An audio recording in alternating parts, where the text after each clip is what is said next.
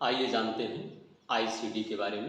ICD मतलब international classification of disease. WHO एक तरह की प्रणाली अपने यहाँ लागू करता है, बहुत दिनों से लागू करता है, जिसमें वह दुनिया भर में फैलने वाले रोगों, उनके उपचारों के बारे में जानकारी जुटाता है और उसको अपने यहाँ एक इनकोडेड फॉर्म में रखता है, जिनकी कोडिंग करके अलग अलग नाम से उन्हें रखता है, जिसे वो नाम देता है ICD, international classification of disease. क्या होता है आईसीडी, क्यों जारी किया जाता है क्या, आइए इसके बारे में चर्चा करते हैं। डब्ल्यूएचओ यानी वर्ल्ड हेल्थ ऑर्गेनाइजेशन द्वारा जारी किया गया एक तरीका है, जिसमें कई सारे रोगों, उनके उपचार की विधियों, पद्धतियों या मेथड्स जिसे आप कह सकते हैं, उनको कोड के रूप में इनलिस्ट किया जाता है। यानी एक आप जान लें कि डब्ल्यूएचओ द्वारा जारी की गई एक बड़ी सी किताब है, जिसे किताब ना कह कर के मॉड्यूल कहा जाता है। मॉड्यूल में लगभग सन 1900 से आईसीडी 1 जारी किया गया, जिसमें डब्ल्यूएचओ द्वारा पहली बार ये प्रयास किया गया कि जो भी चीज़ें पता लग रही हैं स्वास्थ्य के क्षेत्र में, रोग, उनसे जुड़े उपचार, उनके फैलने के कारण, इन सब को इनलिस्ट किया जाए, इकट्ठा किया जाए उनकी जानकारी के लिए।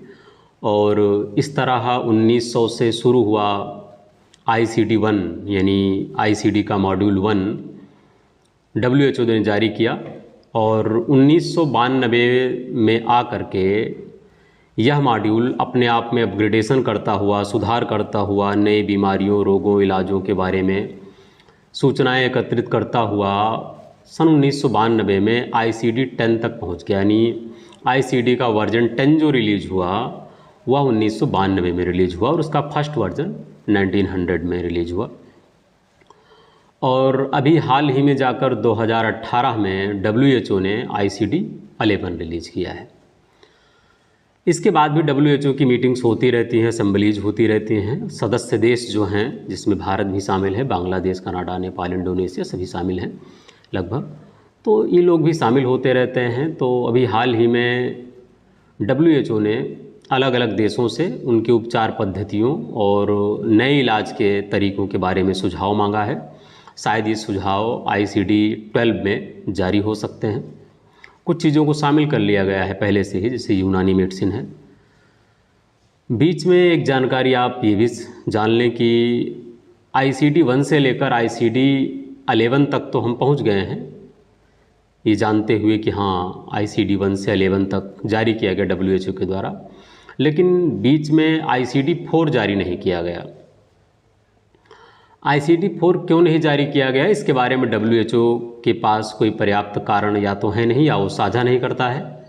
फिलहाल जो उसके संबंध में जानकारी रखते हैं वो बताते हैं कि इस बीच में कुछ ऐसा हुआ जिसके चलते कुछ एग्जैक्ट एक्सपेक्टेड, अपेक्षित जानकारियां डब्ल्यूएचओ द्वारा जुटाई नहीं जा सकी, जिनके जरिए बीच में आईसीडी 4 जारी नहीं किया गया और आईसीडी 5 जारी कर दिया गया।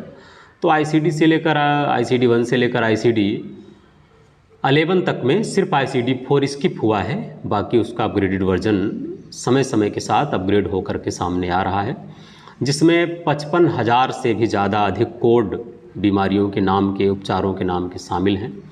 तो ये जानकारी साझा करनी थी आपसे कि आईसीडी क्या होता है और क्यों ये जानकारी इकट्ठा की जाती है। जानकारी इसलिए इकट्ठा की जाती है कि जिससे भविष्य में अन्य देशों के लोग, जिनके पास अलग अलग उपचार पद्धतियां हैं, वो एक दूसरे की उपचार पद्धतियों के बारे में जान पाएँ। तब से लेकर के आज तक कितना सुधार हुआ है, इनके बारे में भी मूल्यांकन हो सके। इन सारी चीज़ों को लेकर के डब्ल्यूएचओ कार्यक्रम करता है और जिसके तहत वो नए नए वर्जन्स लाता रहता है। धन्यवाद।